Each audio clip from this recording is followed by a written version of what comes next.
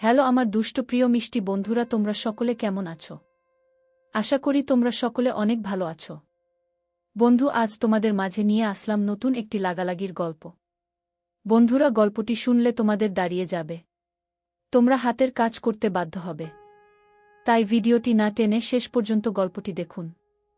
চলুন বন্ধুরা, আর কথা না বাড়িয়ে গল্পটি শুরু করি। বিকেল বেলা আমি ইফতারের আয়োজন করছি। এই সময়েই আমার মেজ চাচার শ্বশুরের মেয়ে বিথি এলো।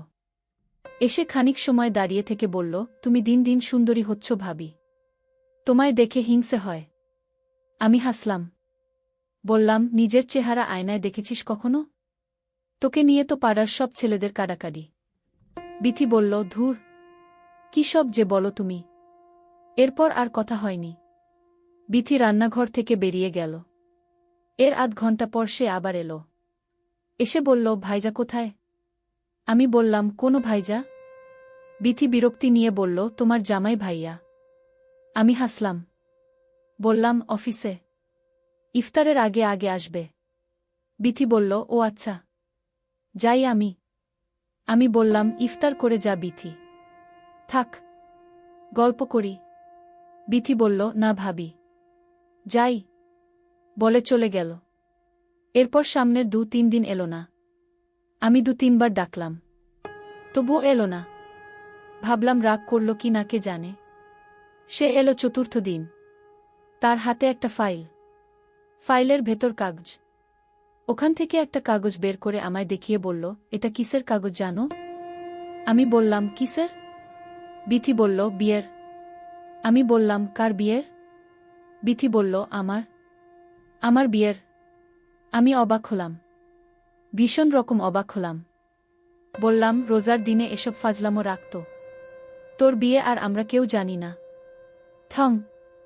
বিথি বলল, সত্যি ভাবি, আমি বিয়ে করে ফেলেছি, গোপনে করেছি, কেউ কিচ্ছু জানে না।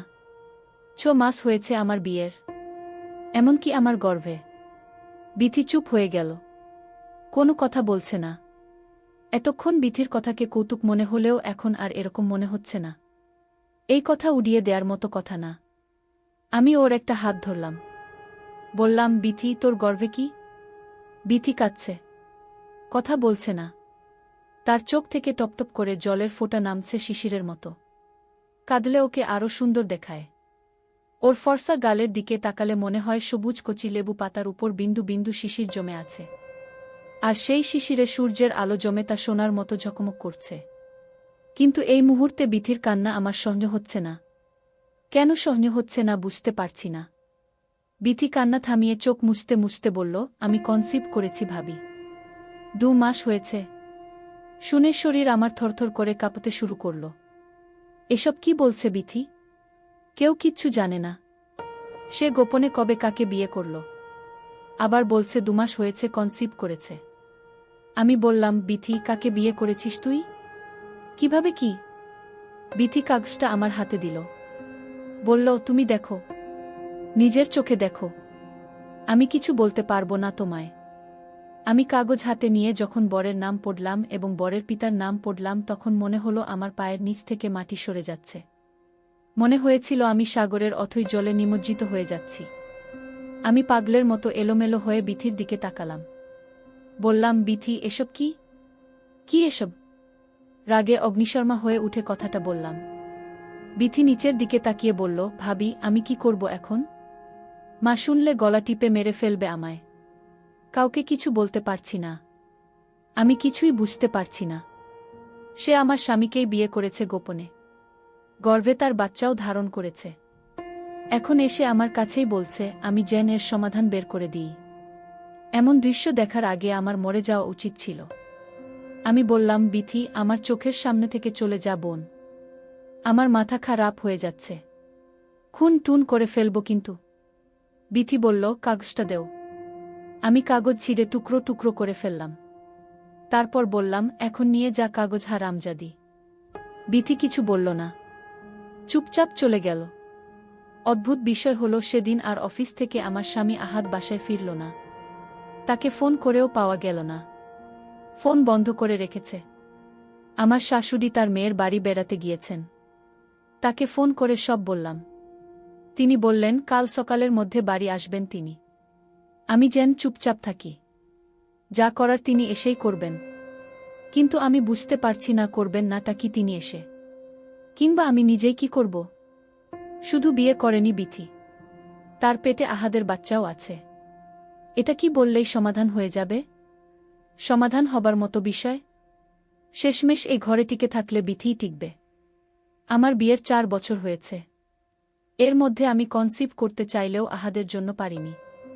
আহাদ সব সময় একই কথা বলেছে, এখন না। চাকরি বাকরি করে কিছু ক্যাশ হোক, টাকা পয়সা জমা হোক, এরপর ওসবের চিন্তা করব। আমি তো বোকা, অত কিছু বুঝিনি। তার কথাকেই মেনে নিয়েছি। আচ্ছা, এটা কি আহাদ পরিকল্পনা করেই করেছে তাহলে? কেন করল এমনটা সে? আহাদ কি তাহলে আগে থেকেই চাইতো আমি সরে পড়ি, আমি তার জীবন থেকে দূরে সরে যাই? আমি কিছু বুঝতে পারছি না। আমার মাথা খারাপ হয়ে যাচ্ছে। ইচ্ছে করছে গলায় ফাঁস দেই, মরে যাই। বাবার কথা খুব মনে পড়ছে। তিনি অসুস্থ মানুষ। আজ এ অসুখ, কাল সে অসুখ। তিনি বর্ষক করে এই বিয়ে দিলেন। বললেন ছেলের আচার আচরণ অতি মিষ্টি, ছেলের মাও মাটির মানুষ। কিন্তু বাবা যখন শুনবেন তার পছন্দের ছেলেই এমন একটা ভয়ঙ্কর কাজ করেছে গোপনে, তখন তিনি এটা কিভাবে মেনে নিবেন? আর আমারই বা কি হবে? বিয়ে কি একটা খেলার নাম? বিয়ে কি একটা পুতুল খেলা? সে রাতেই বিষয়টা আমার চাচি শাশুড়ি জেনে গেলেন। অদ্ভুত বিষয় হলো, তিনি এটা জানার পর নিজের মেয়েকে কোনো রকম শাসন বারণ না করে বিথিকে নিয়ে সরাসরি আমাদের ঘরে চলে এলেন। এসে বললেন, এই মেয়ে আমি আর ঘরে নিব না। এই মেয়েকে আমি ত্যায্য করলাম। সে যাকে গোপনে বিয়ে করেছে, যার বাচ্চা পেটে ধারণ করেছে, সে তার ঘরেই থাকবে, তার খাবে, তার পরবে। আমার কিছু বলার নাই এখানে। আমি রাগে উনাকে বললাম, আপনি মগের মুলুক পেয়েছেন নাকি? আপনার নিষ্ঠ মেয়েকে এই ঘর থেকে নিয়ে যান বলছি। খবরদার চাচি, নয়তো ভেজাল হয়ে যাবে, এই বলে দিলাম। বিথির মা এবার রেগে আগুন হয়ে উঠল। বলল, আমার রাগ দেখাচ্ছ কেন? নিজের স্বামীরে তো ধরে রাখতে পারো নাই। তাছাড়া পুরুষ মানুষ একাধিক বিয়ে করেই, তোমার স্বামীও করেছে। কিছু বলার থাকলে, রাগ দেখাতে হলে নিজের স্বামীরে দেখাও গিয়ে। আর বিথিরে এই ঘর থেকে তুমি তাড়াবার কে? তুমি যেমন এই ঘরের বউ, বিথিও এই ঘরের বউ। সে ভেসে আসে নাই, বিয়ের সব কাগজপত্র আছে। এছাড়া তোমার চেয়ে তো বিথির অধিকার বেশি, কারণ বিথির পেটে আহাদের বাচ্চা। তোমার কি আছে শুনি? আমি উনার মুখের দিকে তাকিয়ে অবাক হলাম। মানুষের ন্যূনতম লজ্জাবোধ থাকা দরকার, উনার তা নাই।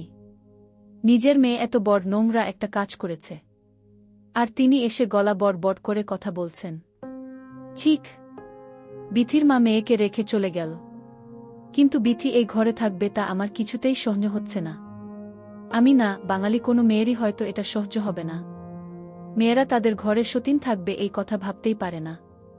এর চেয়ে তো মরণ শান্তির। আমি বললাম, বিথি, ঝামেলা করিস না বোন, ভালোই ভালোই এখান থেকে চলে যা বলছি। দূর হয়ে যা প্লিজ, নয়তো গলা ধাক্কা দিয়ে এখান থেকে বের করে দিব। বিথি এতক্ষণ কথা না বললেও এবার কথা বলল। সবচেয়ে অবাক করার বিষয় হলো, এবার সে আমার নাম ধরে ডাকল। বলল, তুলি, তোমার কি মনে হয় তুমি বেশি বাড়াবাড়ি করছো না? আমি বললাম, আমি বাড়াবাড়ি করছি? আমার ঘরে এসে বলছিস আমি বাড়াবাড়ি করছি? বিথি বসা থেকে উঠে দাঁড়াল। তারপর আমায় ধমকে উঠে বলল, চুপ করো বলছি। অনেক বকবক করেছ এতক্ষণ, অনেক হয়েছে। অনেক অনেক সহ্য করেছি তোমার গা জ্বালা কথা। এখন থেকে আর সহ্য করব না। এখন থেকে কোনো কথা বললে ভেবে চিনতে বলবা, মুখ সামলে তারপর কথা বলবা। এই ঘর থেকে তুমি আমায় বের করে দেবার কে শুনি? গলা বেশি বড় করলে তোমায় আমি এ ঘর থেকে বের করে দিব। তখন দেখি কে আমায় কি বলে। এই কথা শোনার পর ওর গায়ে হাত তুলতে চেয়েছিলাম আমি। ইচ্ছে করেছিল এক চড়ে ওর সবগুলো দাঁত ফেলে দিতে, কিন্তু ততক্ষণে আহাদ ফোন করে আমায়। আমি রিসিভ করতেই সে বলে, বিথির সঙ্গে খারাপ ব্যবহার করো না, যা হবার হয়ে গেছে। এটা নিয়ে গড়া ঝামেলা করে কোনো লাভ হবে না। তুমি বরং তাকে শান্তভাবে মেনে নেও। আমি মায়ের সঙ্গে কথা বলে তোমার নামে বাজারের জায়গাটা দলিল করে দিব। কথা দিলাম। আমি চমকে উঠলাম। এই হলো আমার স্বামী আহাদের কথা। সে আমায় বাজারের জমির লোভ দেখায়। স্বামী ভাগ হয়ে গেলে আমি বাজারের জমি দিয়ে কি করব? আহাদ তার কথা শেষ করেই ফোন কেটে দিল। আমি কিছু বলতেও পারিনি। এই একটা রাত আমি কিভাবে কাটাবো বুঝতে পারছি না। ছোটফট করছে ভেতরটা। মনে হচ্ছে গায়ে আগুন ধরে গিয়েছে আমার। বিথি বলল, তুলি, তুমি শান্ত আর চুপচাপ হয়ে থাকলে তোমার লাভ হবে। 203 মিলে সুখের সংসার করব। শান্তির জীবন হবে তোমার আর আমার। কিন্তু তুমি যদি ঝামেলা করো, কোনো সমস্যা তৈরি করো, তবে আমি আমার আসল রূপ দেখাবো তুলি। আমার বিরুদ্ধে গিয়ে এই ঘর তুমি করতে পারবে না তুলি। তুলোর মতো ফু দিয়ে উড়িয়ে দিব তোমায়। কথাটা মাথায় রেখো।